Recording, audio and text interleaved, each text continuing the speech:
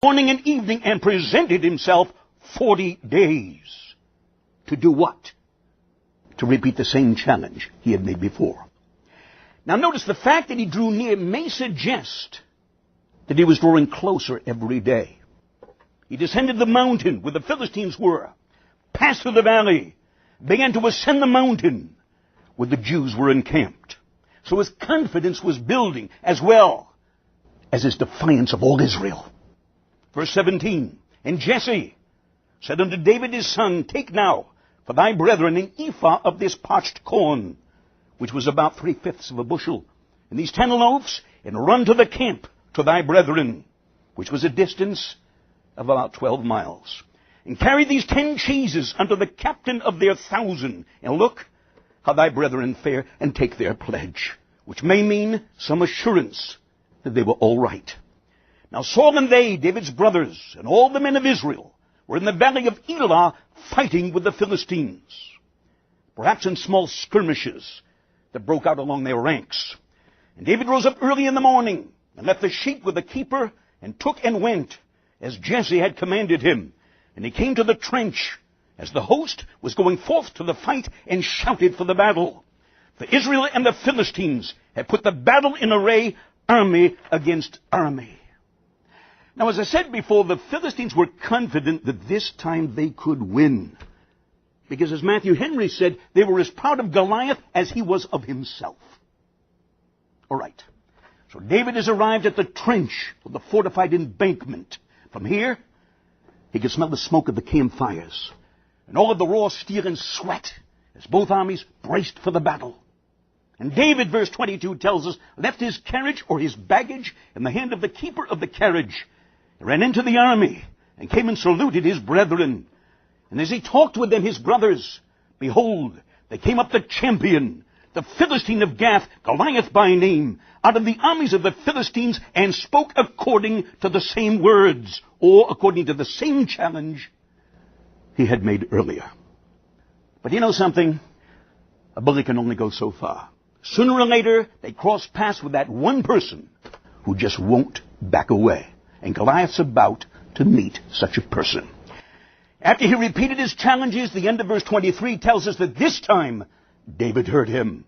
And as of the moment he did, Goliath's no longer threatening destruction, but courting his own. The hunter is about to become the hunted. And all the men of Israel, verse 24 tells us, when they saw the man, who perhaps by now had come right up into their faces, fled from him, and was sore afraid. And the men of Israel said, have ye seen this man that is come up? Surely to defy Israel is he come up. And it shall be that the man who killeth him, the king will enrich him with great riches, and give him his daughter, and make his father's house free in Israel, or free from taxes and service to the state. Well, Goliath's defiance was increasing, and everybody was fleeing from him. This shepherd boy, he wasn't going anywhere. And David spake to the men that stood by him, saying, what shall be done to the man that killeth this Philistine, and taketh away the reproach from Israel? For who is this uncircumcised Philistine, or this raw heathen pagan, that he should defy the armies of the living God? Now you see, the way David figured it was this. If they were God's armies, then God stood with them. Therefore to defy them was to defy him. Also, if the armies of God cower, it appears that God cowers also. And that was more than David could manage. So having the faith that made him fearless, he knew that God would give his strength to anybody who believed this giant could be taken. Verse 27. And the people answered him after this manner, saying, so shall it be done to the man that killeth him.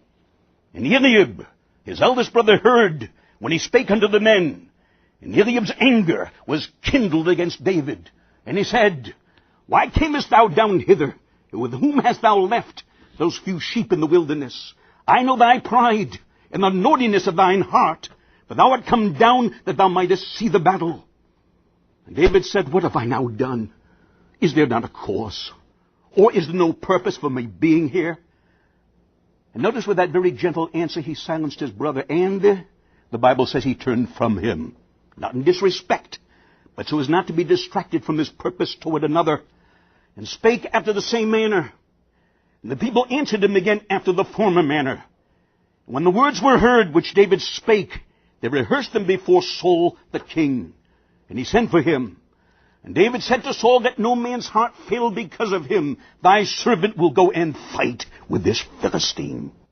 Boy, what a scene we have before us. And what an example of how unlimited God is. Look at this. He sends a simple shepherd to calm the hearts of an entire army. How? By offering to go in their place and fight the enemy they all feared.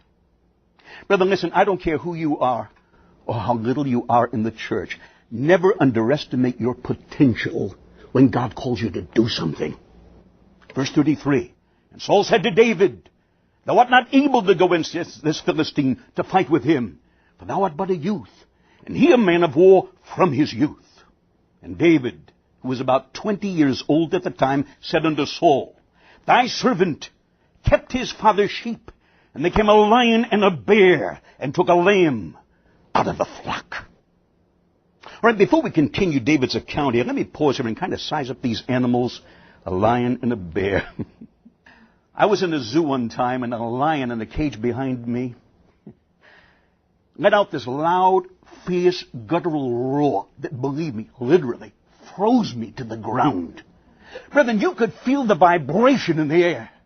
And you know what I thought in that moment? If I was in the jungle and heard a lion growl like that, I'd be dead already. Dead already.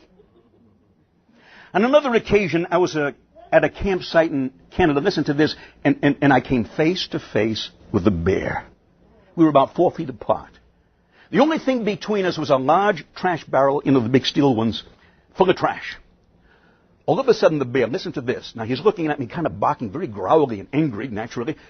He took his paw, struck the barrel. And he made that barrel fly as easily as you could knock over an empty soda can. I mean, that barrel flew with one swipe of his paw. A full barrel. Now, there's nothing between us but air. and believe me, I was scared, but it must have been God. It must have been God. Suddenly, the bear ran and fled off into the woods. Now, on both those occasions, listen, I not only felt the power of those animals, but also the tremendous fear they can put in you. The fear they can put in you.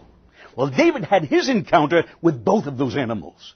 He tells us here that as he tended his father's sheep, there came a lion and a bear, and took a lamb out of the flock. Verse 35. And then went out after him, and smote him, or struck him, and delivered it out of his mouth. And when he arose against me, I caught him by his beard with his bare hands, and smote him, and slew him. Thy servant slew both the lion and the bear, or I killed them both.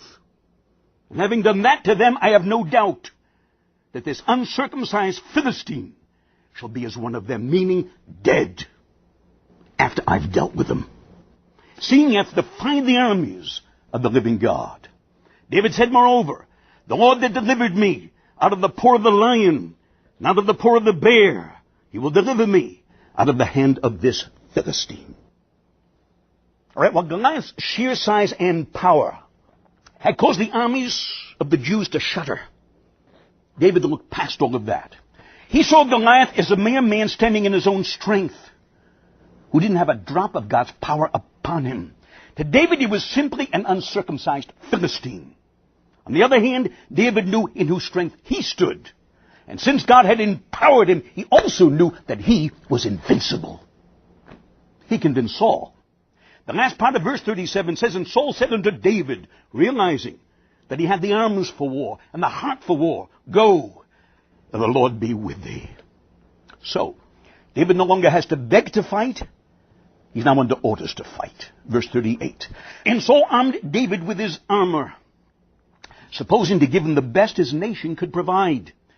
And he put a helmet of brass upon his head.